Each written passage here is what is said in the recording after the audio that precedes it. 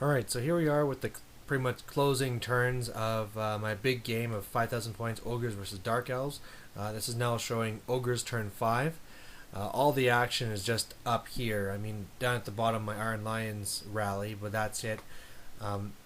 My one Iron Gut Horde charges the tower. I kill all but a couple there, so they're almost done with. And then Malice Darkblade does one wound to my Tyrant. I kill him back, and then my BSB kills his champ, so that unit's completely wiped out. And now things are just looking, extremely safe for me now. Dark Elves turn 6. He doesn't have much to do. He charges my Iron Lions. I flee and I get away. He does a little bit of shooting at me. I have to do a panic test with my one Bull Horde, but I passed that, and I mean that's really all he can do right now, other than shift some chariots over just to look fancy. And then last turn for Ogres. Ogre Iron Guts here charge the tower, wipe it out and take it. And then on this side, this horde just charges one of the bolt throwers to wipe it out and get an easy kill there. So adding it all up, it was a victory for the Ogres. I'd say my plan from the beginning worked, where my Nobblers, even though it was kind of a disaster, were able to redirect off his main horde. It also worked that I stalled him on the left long enough for my big Ogre hordes to crush him on the right. Just all the points I got from wiping out all those units was just worth whatever losses I took on the left to slow him down.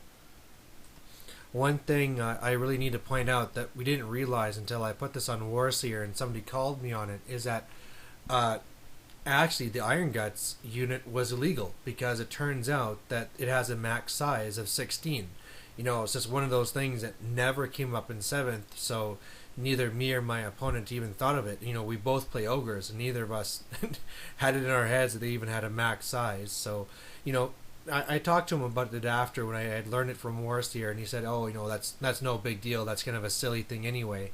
And then the secondary thing is just all about whether how my Ogre magic is supposed to be cast.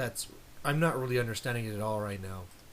I mean, I know I can't cast the same spell from the same caster twice in one phase, but the main thing is that remains in play spells, if you have a remains in play spell cast, you can still cast other spells, but you can't cast that same one. So if this one is remains in play, that would mean that I couldn't make the units both +2. I could make one +2 or both +1, but not both being +2.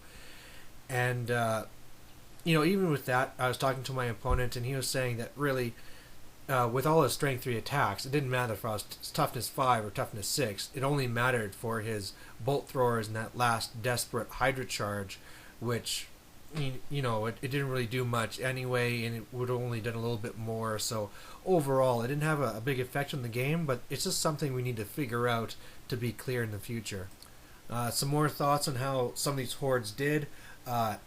These Ogre hordes are just amazing, especially when you beef them up with magic.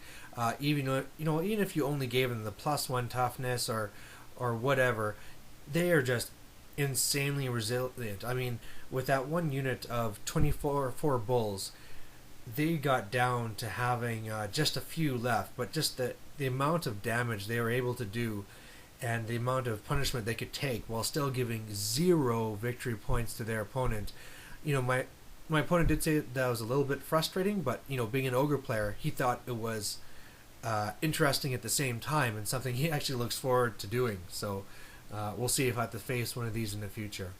So anyway, there's my report. I hope you guys like seeing the big units of hordes of Ogres needing army books to use them, and 120 Nobblers, and that death unit of Corsairs. And I guess we'll see you next time. Bye.